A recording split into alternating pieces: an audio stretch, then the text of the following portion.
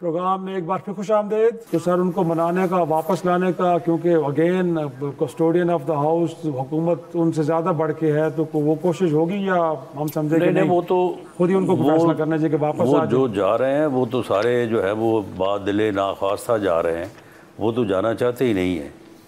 मामला तो सिर्फ इमरान खान साहब का है। इमरान खान साहब उनको ज़बरदस्ती जो है वो जाने पे मजबूर कर रहे हैं।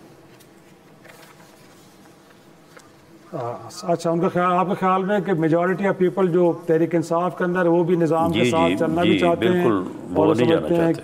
अच्छा, तो सर अगर फिर आपके वज़रा अगर केपी की हुकूमत में इतना बड़ा इल्ज़ाम लगा रहे हैं, तो आप तो वहाँ पे अपोजिशन में आ गए हैं। मौलाना फजल रहमान साहब भी आपके हम ख्याल हैं, आपकी तादाद अरकान की बेहतर होगी। आप ख़ुद फरमा रहे हैं कि PTI के अंदर बहुत सारे लोग ऐसे हैं कि जो उनके कायद की आरा से इत्तफाक नहीं करते।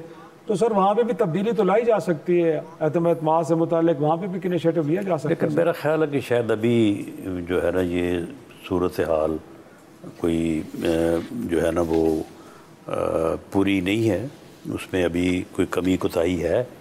लेकिन अगर नंबर हासिल हो जाएगा तो फिर एक जमहूरी तरीका है, हमारा हक है, ला सकते हैं तब्दीली। अच्छा, आपके ख्याल में अभी नंबर्स पूरे नहीं हुए, जैसे हुए तो फिर ये इनिशिएटिव लिया जा सकता है? बिल्कुल लिया जा सकता है, बिल्कुल सही है।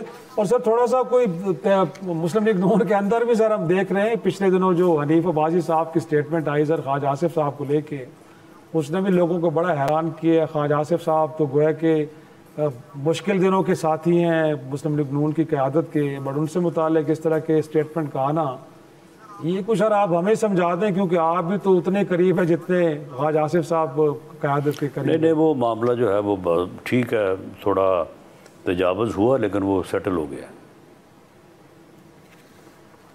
अच्छा, बट उसकी वजह नज़र नहीं है कि सर इतना सीनियर कायद के खिलाफ जाके ओपनली दोनों सीनियर आदमी हैं, दोनों सीनियर आदमी हैं, दोनों के लिए ये मुनासिब नहीं था। तो बहरहाल अब मामला ख़त्म हो गया। बट सीज फायर सर आप जैसे लोगों ने कराई है या इसके लिए भी मरकज़ी क़यादत को फिर रोल प्ले करना पड़ा? नहीं, वो हमारे लेवल पे ये मामला ठीक हो गया। अच्छा। और सर इनफैक्ट सर एक और ख़बर भी गोया कि बैरिया टाउन के मलिक रियाज से मुताल्लिक़ कि उनको शायद अदालतें अब एब्सकॉन्डर डिक्लेयर करने जा रही हैं, ये कर रही हैं।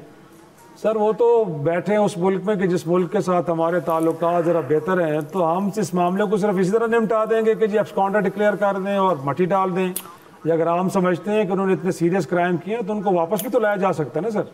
देखिए, मेरा ख्याल है कि वापस बुलाने के लिए भी एब्सकॉन्डर डिक्लेयर करना ज़रूरी होता है। मैं इस केस की तफसील से आगाह नहीं हूँ कि इसमें क्या हो रहा है, लेकिन बहरहाल कोई मेरा ख्याल है कि कोई पेशरफ्त हो रही है। अच्छा, और सर इनफैक्ट क्योंकि तोशा खाना 2 में भी मेरे ख्याल में ये हैं और वो केस तो बड़ी तेज़ी से कंक्लूड होने जा रहा है। उस मामले में भी हलीमा खान साहब ने कहा कि इमरान खान को पहले से इल्म है कि इस केस के अंदर भी एक तगड़ी सज़ा देने जा रही है अदालत उनको, वो पहले से मालूम है उन्हें सर? नहीं, वो तो यानी अदालत को अंडरमाइन करने के लिए ऐसी बातें की जाती हैं। अच्छा, वरना आपका ख्याल है कि चीज़ें मेरिट पे होंगी? बिल्कुल मेरिट पे होंगी।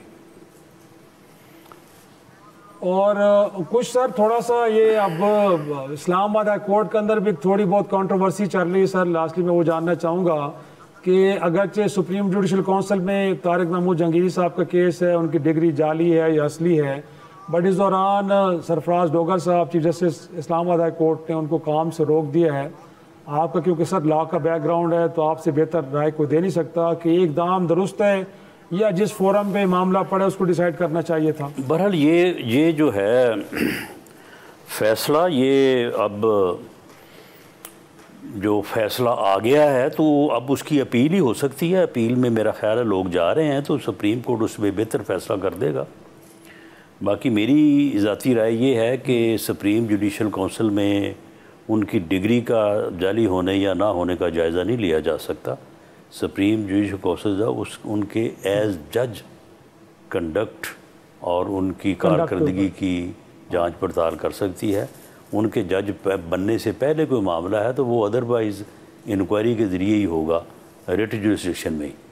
तो इसलिए ये एक बड़ा बुनियादी और बड़ा बारीक नुक्ता है जो हाई कोर्ट का फ़ैसला हुआ है उसमें, और जो सुप्रीम जुडिशल काउंसिल के मतलब बात की जा रही है। लेकिन बहरहाल अब ये मामला जब अदालत में जाएगा तो इसके ऊपर फैसला आ जाएगा। सही। और कुछ सर लास्टली क्रिकेट में मैदान में हमारे साथ जो कुछ हुआ सर इस वक्त, और मोहसिन नकवी साहब के किरदार के ऊपर बड़े सवालात उठ रहे हैं कि एक शख्स है जिसको आपने मुल्क के दाखिले के अमूर उनके हवाले किए हुए हैं, वो एशियन क्रिकेट काउंसिल के सरबराह भी हैं, PCB के सदर भी वही हैं सर, सारे मामला उनके आप हवाले कर चुके हैं। क्रिकेट का जो हाल है वो आपने देख लिया है कि हमारी टीम जो पहले किसी टॉप पोजीशन पे थी अब वो 8वें नंबर पे पड़ी है, और जिस तरह हम अपना खेल पेश कर रहे हैं दुनिया के सामने सर, तो कुछ थोड़ा सा इस पर भी कुछ होगा कि एक शख्स के ऊपर इतना बर्डन, कुछ जिम्मेदारियां तकसीम कर दें, वो बेचारे कितने कितने काम करेंगे सर। बहरहाल क्रिकेट का हाल तो खैर पहले भी कोई इतना अच्छा नहीं था, तो बाकी जहाँ तक यानी ज़िम्मेदारियों का तल्लक है तो वो ज़िम्मेदारियाँ जो है वो अपनी जो है वो यानी कैपेसिटी के मुताबिक निभा रहे हैं। कल जब ये मामला हुआ है क्रिकेट का, ये 2 दिन रहा है, तो इसमें जो मैंने देखा है ही वॉज अवेलेबल एवरीवेयर। बाकी जो फिर वहाँ पे ICC जो है वो उसके ऊपर इंडिया की वैसे ही मोनोपोली है। वहाँ पे हमें पहले ही मालूम होना चाहिए था कि वहाँ पे अगर जो हम मुतालबा करने जा रहे हैं ये नहीं माना जाएगा, तो हमें बाइकआउट की बात करनी नहीं चाहिए थी। लेकिन बहरहाल मैं इस बात पे खुश हूँ, या मैं इस बात को अप्रिशिएट करता हूँ कि जो इन्होंने बाइकआउट नहीं किया और बाइकआउट ख़त्म करके इन्होंने जो है वो क्रिकेट को जो है वो यानी फ़रोग़ दिया, क्रिकेट को रास्ता दिया। बाइकआउट का फ़ैसला जो है वो दुरुस्त नहीं था।